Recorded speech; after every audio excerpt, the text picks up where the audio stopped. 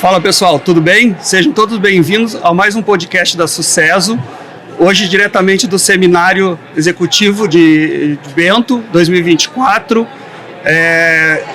Quem vos fala é Rafael Volkmer, eu sou diretor de marketing da Sucesso, gerente executivo de tecnologia da Auxiliadora Predial, e hoje nós vamos falar com um tema que eu considero um hype do momento.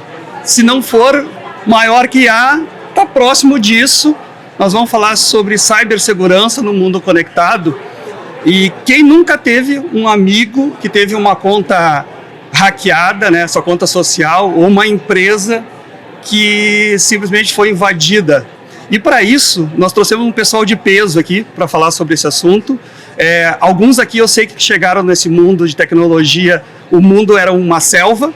Eu cheguei aqui quando era matinho mais cortado aqui, mais tranquilo, mas tem um pessoal de peso aqui que eu sei que já viveu bastante, cortou esse mato alto, e vou pedir para eles se apresentem. Por favor, Daniel Scherer, fala um pouquinho de ti aí para nós. Bom dia para todos. Eu sou o Daniel Scherer, eu já estou há 35 anos na TI, isso realmente era tempo do cartão perfurado ainda. Mas hoje eu sou mais influencer, youtuber e diretor de TI lá da Safe Web nas horas vagas.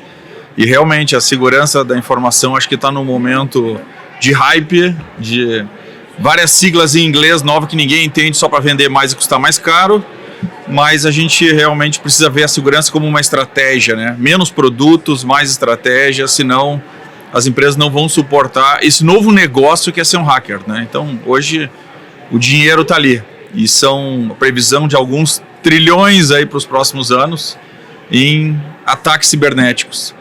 Precisamos realmente olhar isso com muita seriedade sempre. Obrigado, Daniel. Ricardo, por favor, te apresenta. Eu sei que tu cortou muito mato alto também. Ele é um pouquinho mais velho que eu, só para deixar claro nas câmeras.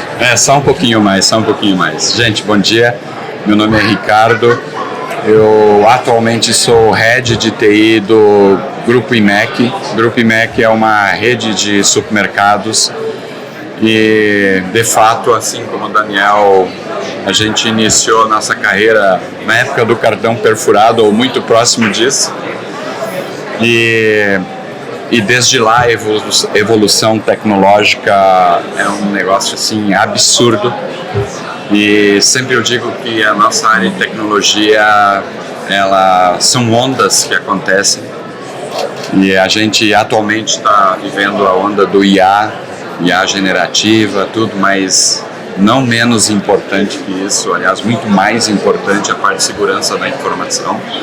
Para sustentar tudo isso, eu acho que a grande preocupação do que está por vir aí é a gente ter uma infraestrutura de fato robusta na parte de segurança, porque senão esses negócios não se suportam. As empresas como um todo, algumas aprendem na dor, né? Porque não investem em segurança e ficam mendigando ali alguns recursos para a área de tecnologia. E daqui a pouco bate ali um sinistro, um evento sério dentro da empresa e aí tudo acontece, e aí tem dinheiro para tudo. Então acho que é uma boa discussão aqui que a gente vai ter nessa mesa. Obrigado, Ricardo.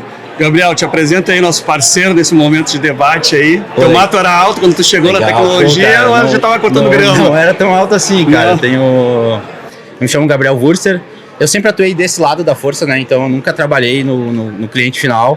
Então, desde o início da minha carreira, eu comecei na parte... Meu sonho era ser técnico, né? Acabei ficando na parte de arquitetura. Então, comecei a carreira com redes e em 2014 já migrei para cyber.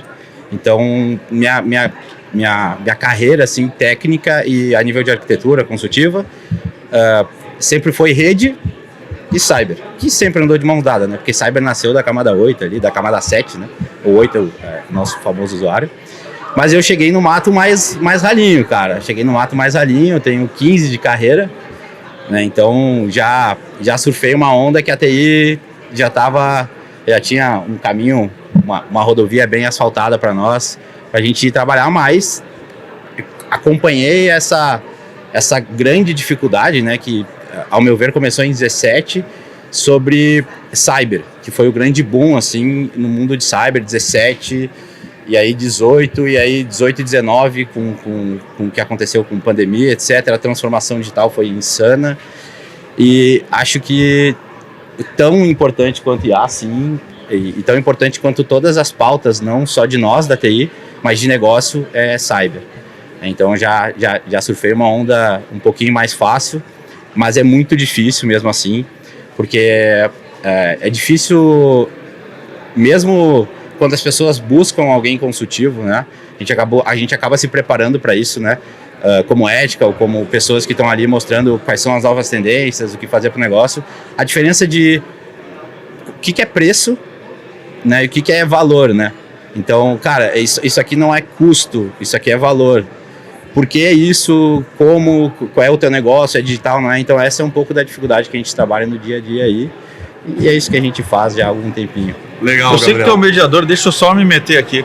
Porque tem uma coisa que é interessante, né? A gente trouxe o assunto IA para a mesa e segurança. Eu vejo sempre IA como uma ferramenta. E a gente muitas vezes, a IA vai dominar o mundo. Não, a IA é uma ferramenta. Quem vai dominar o mundo é quem souber usar IA. E hoje nós temos os atacantes usando IA. E eu acho que a palestra da Teltec foi muito boa nesse sentido, trazendo aí ferramentas de IA também para se defender em termos de código sobre esses atacantes. E as empresas de segurança que não investirem nisso, elas não vão conseguir suportar o ataque, né? Seja no seu código, seja num firewall inteligente, seja numa solução com inteligência artificial, porque não tem mais como ter gente monitorando uma lista de log de um CIEM. Cara, isso não existe mais. Mas aqui é um contraponto, quer dizer, não é um contraponto. Não, tu já vem me contrariar na primeira frase. Ótimo, eu gosto disso. Não, eu concordo, mas eu digo assim, o grande desafio que a gente tem como head de TI dentro da empresa é traduzir isso que você está dizendo para o nosso board, que é quem põe o dinheiro para lá, como você também disse, tem que traduzir o que é custo, o que é... porque a gente é visto como o quê? Despesa. Mas esse é o gancho, olha só, eu vou deixar o gancho aqui que eu queria provocar esse assunto. Agora, como é que a gente explica para esse pessoal que não é de tecnologia, que são outros executivos de outras áreas que não dominam tecnologia? A gente também não entende tudo de tecnologia aqui, né? A gente acha que entende alguma coisa. Então, como é que a gente explica isso para um pessoal que vai lá e tipo assim, instala só um Wi-Fi para mim aqui que está tudo resolvido? Ou não, instala um Firewall só que está tudo resolvido. Sim. Como é que a gente explica isso? Assim, como é que eu traduzo isso para alguém que não é de tecnologia? Olha só, isso é interessante porque as pessoas se acostumaram a ter a tecnologia disponível na mão. Tu tem um celular que tu baixa o aplicativo e ele funciona. Tu chega em casa, tu te conecta no teu Wi-Fi e tá usando todas as ferramentas. O que às vezes a gente precisa mostrar é que para te ter um celular funcionando, um Apple funcionando, que já está pronto, funcionando, tu não precisa mais nada, né? Por que o cara tem milhares de desenvolvedores ali por trás que ninguém enxerga? Por que os caras têm um investimento em segurança da própria Apple absurdo? Então, é isso que eu sempre tento mostrar. Um banco, Nubank. O Nubank é só um aplicativo. Por que ele tem milhares de desenvolvedores se o troço funciona? Por que ele já não tem um monte de funcionalidade que falta no banco? E isso às vezes a gente precisa trazer para a realidade, porque o cara ainda acha que o sobrinhozinho espinhudo lá no fundo da garagem vai fazer. E é capaz de aparecer um que faça, mas ele vai fazer o 80-20, ele não vai chegar naquela parte da segurança, ele não vai conseguir entender o volume, ele não vai conseguir entender um ataque XYZ, e aí ele vai fazer só aquele basicão. Então eu sempre gosto de mostrar isso pro board, eu posso fazer um cadastro de cliente que leve 2 horas ou 2 meses. O mesmo cadastro para quem olha. Só que o primeiro cadastro o cara cadastra. No segundo, o cara do marketing vai dizer, não, mas eu quero que tu coloque o CEP e já vem escrito o endereço. Bom, então já tem mais umas horas. Não, mas eu quero que tu verifique se a identidade dele ou o CPF dele tá certo. Bom, então eu tenho mais algumas horas.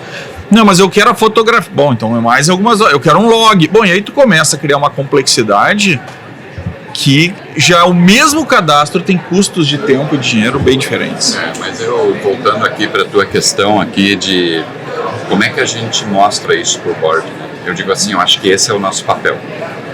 É o papel de que entender o que o lado técnico que as empresas estão trazendo para a gente converter isso numa linguagem que o board entenda, com simplicidade. E eu concordo contigo, e a gente não pode deixar de passar passar algumas oportunidades, como, por exemplo, há um tempo atrás, eu sei que o Itaú foi lá na empresa fazer uma apresentação de índices macroeconômicos e blá blá blá, e blá blá blá, aquele xalalá todo. E, de fato, eles começam a dizer toda a tecnologia que tem por trás do banco também. E trouxeram alguns slides em que eu capturei algumas informações dos slides e depois, por óbvio, da apresentação, eu mostrei lá para o nosso CEO. Eu digo assim, tu viu o tamanho da equipe de TI do Itaú? É um negócio astronômico, gente. É assim, era tipo assim, para aquela célula daquele projeto, especificamente eram 400 e tralalá de pessoas envolvidas. Aí comparar com uma área de TI nossa, né, dentro das nossas empresas ali, onde gira em torno de 20, 30, 40 pessoas. Que mal às vezes tem o cara de segurança também, né? Não, exatamente. O famoso eu-keep, né? Eu-keep. É um cara que faz tudo, infra, segurança, rede, reza. E entendo que nessa questão ali, com relação a isso que você diz, mal e mal tem o cara de segurança e às vezes não tem. O que acontece? A gente precisa ir buscar no mercado empresas especialistas em segurança que também nos ajudem a trazer isso para dentro de casa. Para quê? Para elevar o nível de maturidade da segurança da empresa. Então, eu digo assim, é um trabalho árduo. Realmente não é instalar um Wi-Fi ali e liberar. Resolver o problema. Resolver o problema. Eu diz, Gabriel. É assim, hoje, vou até ser polêmico aqui, mas hoje é mais fácil, tá? Porque o mundo digital também está em casa. Os ataques também acontecem em casa.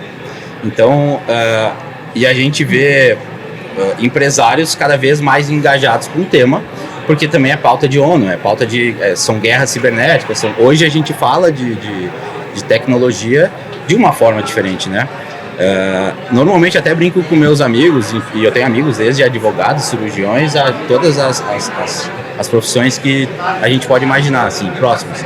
E como eu me formei como ethical hacker, todos vêm me perguntar como é que é um hacker, o que é esse mundo digital, etc. E dentro do meu próprio ciclo de amizade, eu sempre tento fazer analogias, que é para facilitar. Porque até no mundo de C-Level, o nosso mundo aqui, que é o seminário que é maravilhoso, que eu frequento desde que eu comecei, meu primeiro evento de tecnologia foi um sucesso, inclusive, em Bento. A gente tem que fazer analogias, porque o mundo é muito rápido. Nuvem é muito rápido, tudo ficou muito rápido. Né? A gente, quando eu comecei, todo mundo falava em contratos de 5, 8, 10 anos. Hoje ninguém contrata mais que 1 ano, 2, 3, né? Por quê? Porque é tudo muito mais rápido. Eu não sei se vetores de hoje são os mesmos de amanhã e o mercado já aprendeu. Mas quando a gente volta para o mundo de leigos, as analogias de casa facilitam. Né? Então, analogias até do negócio. Eu chego para amigos meus que são cirurgiões, por exemplo. Eu digo, cara, o que vai acontecer? Um cirurgião plástico, tá? Aconteceu há 2 semanas atrás, teve um probleminha lá, ajudei ele. Eu falei, cara, o que acontece se tu não conseguisse perder todas as imagens e os laudos que tu tem de todos os teus pacientes que estavam num drive teu? O que ia acontecer? Então, cara, o teu negócio é só a cirurgia? Ou o teu negócio eram todos os dados que tu tinha? Cara, quanto que você ganha numa cirurgia, quanto você investe para proteger isso que é importante, né? Então, esse tipo de analogia ficou um pouquinho mais simples porque tu começou a doer mais. Né? Quantas pessoas já tiveram cartões clonados, quantas pessoas já tiveram WhatsApp da família clonado, etc. Cara, ficou comum. Né? Eu até já passei por um caso que eu ia dar uma palestra em Curitiba, meia hora antes da palestra minha mãe me disse, cara, invadiram, minha mãe estava publicando um monte de coisa para vender no Instagram. Minha mãe que o Instagram foi clonado e começaram a fazer um monte de coisa porque ela clicou num famoso linkzinho fake lá, etc. Mas ficou um pouquinho mais fácil. É difícil, tá? Porque é dinheiro. Né? Tava falando em cifras. Existe uma previsão, eu apresentei isso numa última apresentação minha, que o mercado de cibersegurança em 2026 vai girar algo em torno de 370 bilhões de dólares. 2026, a previsão do mercado de cyber, que é o mercado que eu atuo, dos grandes fabricantes, é 360 bilhões de dólares. Hoje, o número atualizado de hoje, que o número de cybercrime é 9 trilhões de dólares. Então, assim, esse é o desafio. Mostrar para o negócio que, cara, assim, parece que os investimentos são muito altos, mas olha o gráfico. Isso é o Banco Mundial mostrando. 9 trilhões contra 360 bilhões. Cara, como é que, pegando esse gancho de você, assim, mas como é que eu pego aquele cara que diz, aquela empresa pequenininha que não tem time de TI, né, para ajudar, e diz, não, minha empresa aqui nunca vai ser atacada. Porque o hacker não tem interesse no meu negocinho aqui, que pode ser minha padaria, que pode ser um supermercado com 40, 50 pessoas. Como é que eu explico para esse cara que... Não, explica. Deixa então. Às vezes a gente tem que deixar o guri botar o dedo na tomada e tomar um choque, né? Aí depois ele acordar. Mas aí tem uma coisa que eu acho que junta tudo que a gente está falando aqui, tanto que o Gabriel falou quanto que tu falou em relação ao volume. O problema é que às vezes não, sempre os fabricantes de segurança não estão preocupados com o negócio que a gente está precisando vender, né? Não é o teu caso, tá, Gabriel? Tem uma exceção. Mas porque assim, se tu perguntar assim, mas os teus dados são mais importantes, então tu tem que investir aqui. Cara, o que tem mais importante na minha vida é a minha família. Mas eu não tenho Volvo, eu tenho um T-Cross, eu não tenho dinheiro para um Volvo. Mas eu deveria ter um Volvo, porque o mais importante é minha família. E eu tenho que ter um carro que seja seguro. O mais seguro do mundo, né? E eu acho que é o mais seguro do mundo. Então nem sempre a gente consegue ter a segurança que a gente entende. E aí tem o papel do CIO, do CISO, né? O CISO adora ser CISO, mas na hora de botar o dele na reta para decidir qual a segurança que ele vai investir, ele quer compartilhar o risco. Mas assim, Daniel, desculpa assim, te interromper, mas assim, a cifra que tu vai botar dentro dessa empresa, ela é infinita. Não pode tem ser infinita, sim. Não tem sim, sim. Porque eu vou pegar o gancho do que você acabou de falar. Exatamente. Ali, do uso de IA para penetrar dentro das nossas empresas aqui e fazer o estrago que for lá. A gente sempre está correndo atrás do hacker. Sempre. O hacker sempre está na frente. Desculpa, a gente sempre vai. Olha a grande maioria dos fornecedores. Isso, né? Exatamente. Sempre mostra. Hoje, beleza, começa a aparecer aí de empresas investindo em IA, de se antecipar aquilo que o hacker vem fazendo. Mas até então, a parte de segurança, a gente observa, a gente sempre está correndo, sempre está correndo. E nunca tem dinheiro que chega para isso. Nunca vai ter dinheiro que chega para isso. Então, a grande preocupação e o que tira o nosso sono, eu diria assim, do nosso lado de responsável pela área de tecnologia, aonde isso vai parar? Para que nível de realidade isso vai? Eu não sei. É assustador. Deixa eu comentar sobre isso, porque eu vejo que a segurança ainda é vista, e talvez por uma falta de maturidade, porque a questão de segurança ainda é muito nova. Como tu disse, né, tem empresas que nem tem um cara de segurança, né? Então a segurança ainda é muito nova. A gente acaba precisando muito dos parceiros para trazer um pouco dessa maturidade. E aí a gente tem que assim, não devemos comprar soluções.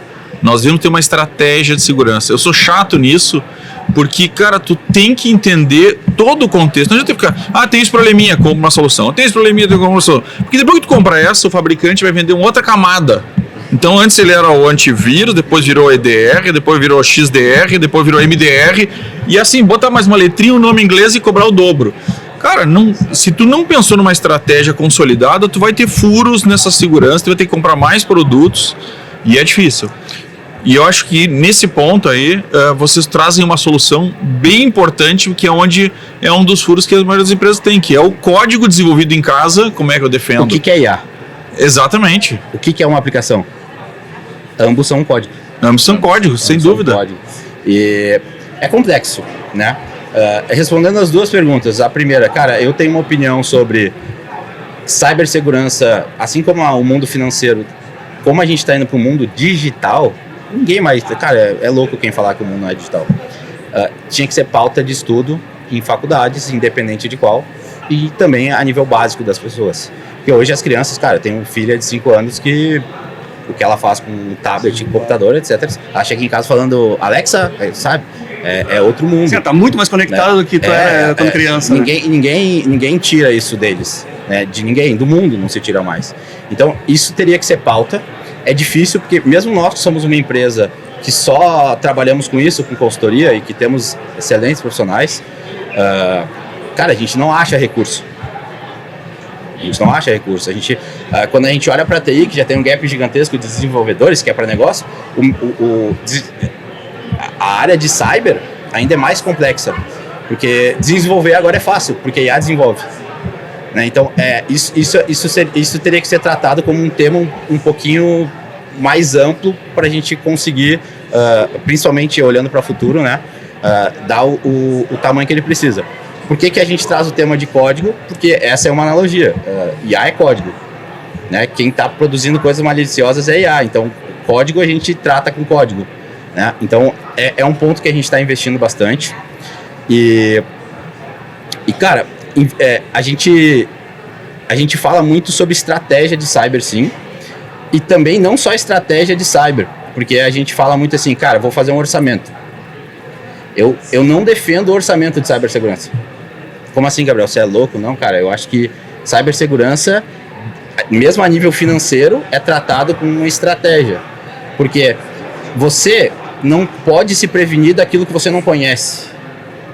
Então, a gente pode sentar nessa mesa aqui, a gente pode abrir alguns frameworks de mercado, como um Safe, né, que é um framework que é desde a sua aplicação, do seu usuário até a ponta da sua aplicação, tudo que você precisaria ter, onde que é um risco maior, onde que é um risco menor, etc. Esse framework hoje amanhã pode ser outro. Mesmo que tu tenha orçado, como é que você faz para dizer para o negócio, cara, olha só, isso aqui é um zero day. Só que é um zero day, o WannaCry foi isso, o DogJ foi isso, um monte foi disruptivo. Qual é a sua estratégia para falar com o negócio, para dizer, cara, aqui é bandeira branca, aqui é vermelha, aqui é... Então, é nessa linha que tem que ser construído algo, mas não é fácil. Não, porque não se sustenta. Desculpa discordar, mas orçamento é a base para sustentar. Débito, crédito tem que dar lucro. Exato. Concordo. Senão não existe empresa. É que nem tu dizer assim, não, mas comida é fundamental na minha casa. Mas eu tenho no meu orçamento quanto eu vou gastar em comida, porque eu não posso comer camarão que no terceiro dia acabou meu salário. Então, sim, pode aparecer alguma coisa que te faça tu mudar esse planejamento, mas precisa ter uma visão negócio. Aí é que eu entro na questão de estratégia. Você tem que ter orçamento, você tem que seguir um orçamento, porque tem que dar lucro e muitas vezes você não consegue executar, porque o negócio muda, tá bom, fica ruim, etc. Cara, a gente sabe, é normal, é do game. Só que se você tá vendo que tá vindo um avião e tá caindo, e você precisa jogar um míssil, você vai esperar ele cair para dizer, cara, eu vi o avião, mas eu não tinha orçamento. Então, como que essa comunicação é feita? Porque se tu tá vendo todo mundo ao teu redor ser invadido por algo que tu não previu, você precisa olhar para o negócio e dizer, cara, isso aqui é Mayday. Então, é por aí que o negócio tem que entender. Eu vou dizer uma coisa assim, primeiro, a questão business, olhando business, negócio, tem um orçamento, a gente é cobrado pelo mesmo. Eu tenho que fazer um orçamento, por exemplo, agora é época de orçar 25. Eu não sei o que vai acontecer em 25, mas eu tenho que orçar, eu tenho que botar lá dentro da conta da tecnologia um valor. E aí, puxando assim, né, como a gente não sabe, a gente estima algumas coisas, outros já sabe a dor que você tem e você põe lá o dinheiro que você entende que deva gastar lá. E existem sim essas situações que vêm do nada, extraordinárias, e aí vai da habilidade de a gente ir pro board lá de, olha, gente, desculpa, mas nós orçamos base 24 agosto, setembro de 24, a realidade é essa, vamos precisar de mais dinheiro, e aí tem formas de se fazer isso, né? Tira daqui, põe ali, resbala dali. Muda uma prioridade. Mas é muito difícil você explicar pro conselho que tu vai gastar mais do que você projetou. Até porque assim, né? Convenhamos que, eu sempre digo, né? Existe o negócio, existe embaixo do negócio os sistemas, que são as ferramentas para o negócio. Dizer que a área de TI é estratégica, para mim é uma bobagem. Na verdade, a tecnologia é a estratégia. E a gente, como representante da tecnologia, pode ser ou não estratégia, dependendo de como a gente se posiciona no nosso negócio. Dentro da área de aplicação, nós temos a área de infraestrutura, que é suporte para a aplicação, e a segurança, que faz uma camada em volta.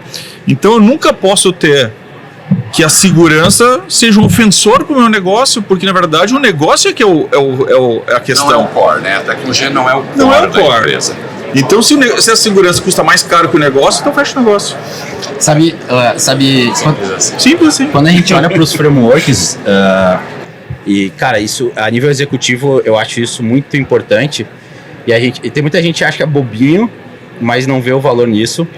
Os frameworks executivos, eles são totalmente visuais. Lembra quando a gente falava de assessment de rede, que era, cara, um monte de código, ver como é que está configurada todas as redes? Cara, não é mais isso, né? A gente vê outras coisas. Então, um ponto principal são frameworks visuais definidos para negócio. O que é isso? É literalmente eu saber, esse aqui é todos os meus vetores de ataque, tá? Então, você pode fazer isso no modo sinaleira, você pode fazer isso no modo castelinho, você pode fazer isso de vários modos. Mas, de uma maneira visual clean, mostrar para o empresário, tá? E funciona, porque a gente já acabou mostrando para grandes empresários, ó, tá aqui a sua segurança. Tá? Óbvio, não existe bala de prata, se fosse botar tudo no verde seria dinheiro infinito, não se sustenta, mas e aqui a gente vai ter que trabalhar, isso aqui a gente vai ter que tirar uma foto nova a cada 6 meses, 1 ano. Perfeito, exatamente, isso faz todo sentido. Esse mapa, sabe o War? É literalmente isso, acho que todo o responsável pela uma área de TI dentro de uma empresa tinha que ter isso a nível visual. Cara, eu sei exatamente onde é o gap. Eu tenho convicção de que eu não tenho uma ferramenta para código, por exemplo. Mas aí entra um pouquinho daquilo que eu falei, né? Eu acho que no nosso caso, como a gente não tem uma área específica de tecnologia, a gente tem empresas que nos ajudam na parte de não tem uma área de segurança da informação e a gente se sustenta aí, se suporta com empresas especialistas nisso, que vão, né, através dos algoritmos que rodam dentro da nossa infraestrutura que a gente tem, nos dão o índice de maturidade da nossa segurança e apontam para a gente o que de fato é crítico e é onde a gente vê que é o 80-20. Cara, é o mais ofensor aqui, você começa a atacar, que é essa, e é o que a gente mostra por board, né? Olha, o nosso nível de maturidade aqui, em determinado momento, estava 10, agora a gente já passou para 20, estamos avançando para 30 e aí vai escalonando isso de uma forma exatamente como você mostrou, falou, de a gente conseguir visualmente, em forma de gráfico, você ver a evolução da segurança dentro da empresa que você está. Isso aí. E não tem que ter vergonha, tá? Não, claro que não. E esse é um ponto importante, porque tem muita gente que tem ego, cara, eu não quero ter um gráfico aqui porque o meu gráfico é ruim.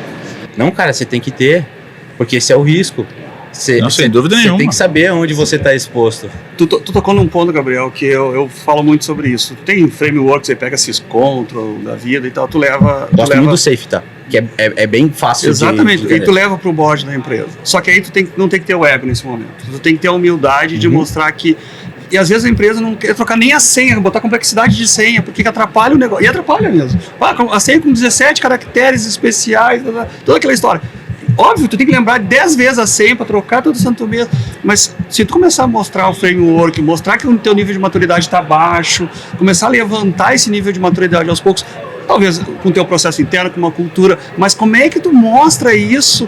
Como é que essa sopa de letrinhas que a gente tem, que é uma sopa de letrinhas, né? É várias sopas de letrinhas. É complexo, cara, é difícil, pra mim é difícil. Como é que a gente consegue explicar isso para esse pessoal que não faz a menor ideia do que a gente está falando aqui, às vezes? A gente começa a botar muito sopa de letrinhas. Como é que eu falo essas coisas para ele? Superfície de ataque, como é que eu falo de um framework que às vezes não sabe nem o que é framework, né? Fala muito ninguém assim, sabe. Nem nós sabemos ninguém sabe o que é framework. Analogia. Exatamente. Mas assim, Rafael, o que eu digo assim? Tu nunca vai explicar isso para um board, para um conselho nesse nível.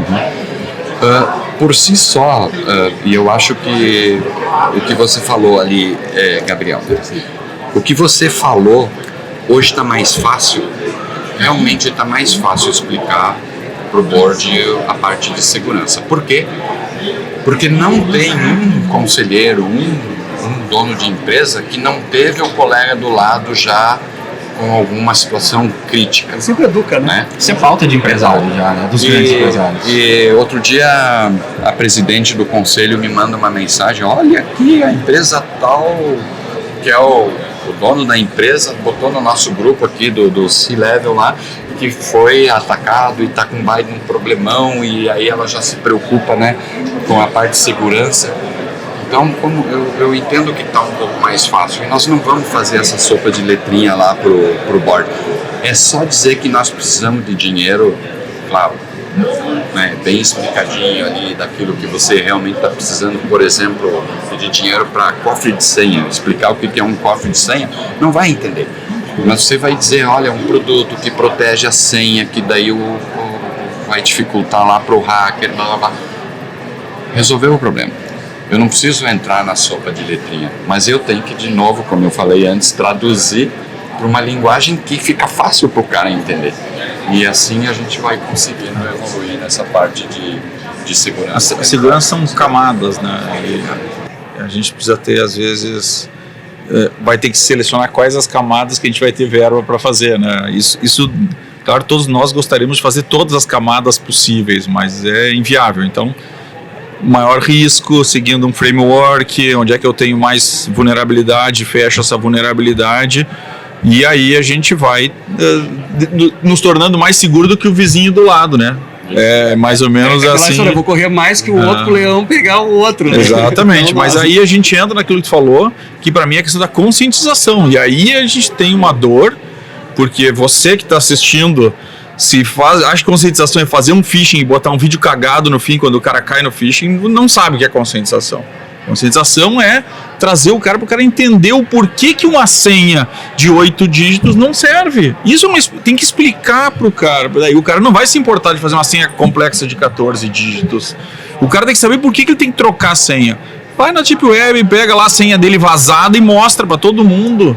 Aí ele vai entender por que ele tem que trocar a senha de vez em quando. Mas a gente precisa ser um pouco mais humilde e explicar para o usuário, para o board, para as pessoas, o porquê que a segurança ela tem as chatices dela. Porque a segurança atrapalha o negócio.